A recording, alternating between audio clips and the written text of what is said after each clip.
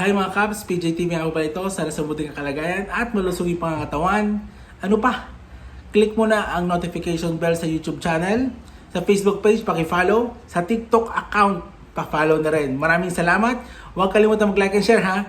Tara, umpisa na natin ang video, ang topic na mainit-init pa. Let's go! So, eto nga ang topic.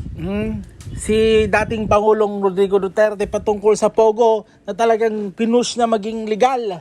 Ha? Pinush na maging legal nung nakaupo siya sa pwesto. Ang Pogo kasi daw, nag-earn daw ito ng bilyon. Ha? Bilyon daw in-earn ito. Pero sino nga ba nakinabang ng mga bilyon-bilyon na yan? Yan din ang tanong, comment down below kung mayroon ka dyan alam. Ha? Kaya pinush talaga noon ng dating Pangulo itong Pogo.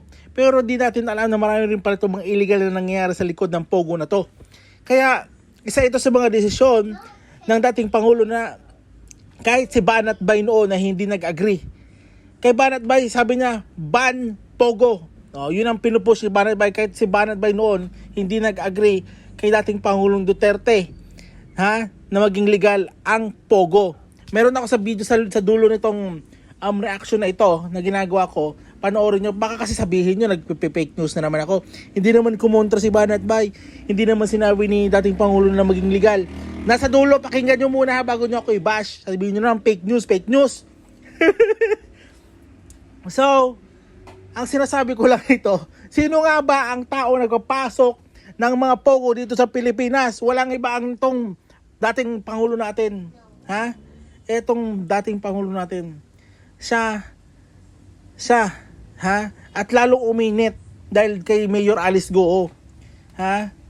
Uminit talaga yung pagmutungkol sa Pogo. Maraming mga illegal na nangyari, lalo na nasa likod lang ng munisipyo, yung Pogo na yon. 'Di ba? Mapapaisip ka talaga. Ba't ginawang pinagkapirahan to ng mga ibang tao dyan. Wala na tayong papangalanan pero doon talaga wala tayong dapat ibang sisihin dito kundi kung sino yung taong nagpa-push ng Pogo na maging legal nung kapanahunan niya. Common sense na lang, Masyado kasi kayong mga diehard, din nyo na naiisip na may mga mali rin talagang nagawa ang dating Pangulo.